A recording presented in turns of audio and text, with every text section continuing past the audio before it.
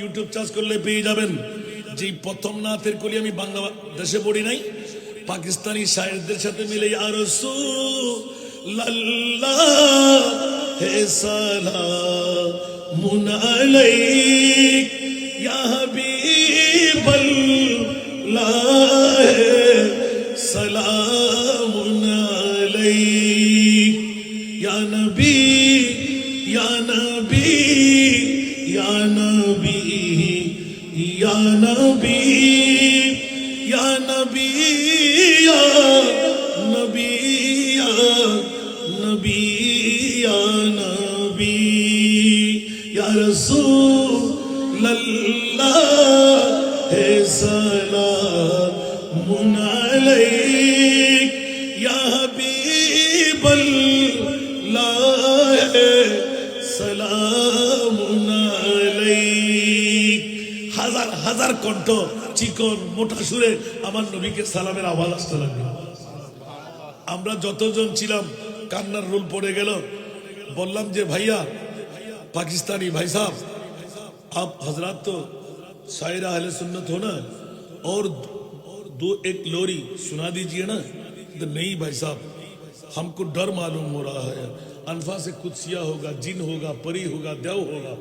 अरे भाई साहब जो कुछ हो, हम तो मुस्तफा की गांव में हो। একটু জোরে বলবেন না সুবহানাল্লাহ। যখন এই কথা বলতে গেলাম সেই কাঁপতে লাগলেন।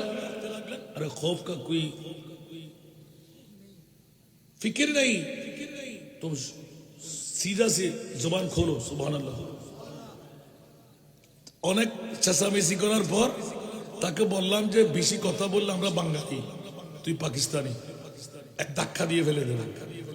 সে বলতো বাবারা খাইছে আমাকে সুবহানাল্লাহ। এখন আবার শুরু।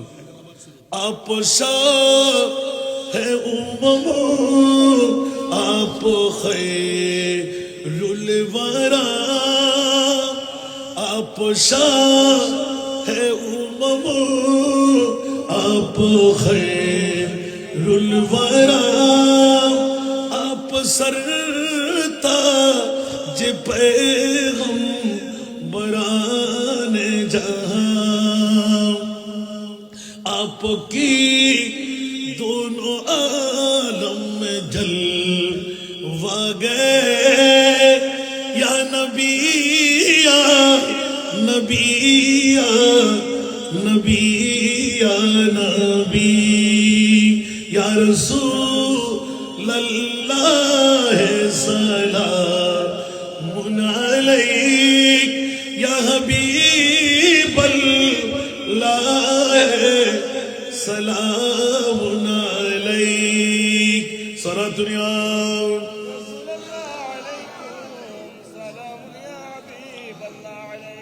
কি বাবারা কষ্ট লাগে? আমাকে দিলেন হুব্বে মুস্তাফা, উচ্চ আওয়াজ দিয়ে বলুন না সুবহানাল্লাহ। সিদ্দিক আকবর প্রেমের ধারা নিয়ে বন্ধুরা স্বয়ং কানে শুনলাম। এখনো নবীর নুরানি বড়ি লাগা, নুরানি ঘাম মোবারক লাগা, প্রেমের চুট দিয়ে চক্ষু বন্ধ করে অনেকে নামাজ আদায় করে। আমি গেলাম, খোদার কসম ইয়া রাসূলুল্লাহ আপনার নুরানি কদম মোবারক যেখানে লাগা, এই রসাক্ত শরীর নিয়ে কষ্ট করে এক নয় 2 বছরে 2 বার উঠার সুযোগ নিলাম, একমাত্র দুটো হুট দিয়ে আমার নবীর কদমের মধ্যে চুমু লাগাবার কারণ। আওয়াজ দিয়ে বলবেন না সুবহানাল্লাহ। আল্লাহ সবাইকে কবুল করুন। এই জন্য বন্ধুরা ওরা হুব্বে মুস্তাফার কারণে ঐতিহ্যবাহী শিকদার বাড়ির পবিত্র ঈদে মিলাদুন নবী বন্ধুরা এক এক করে 15টি বছর পার হয়ে গেল। নবীর প্রেমের কারণে ঈদে মিলাদুন নবী বিগত সনের মধ্যে উল্লেখ ছিল।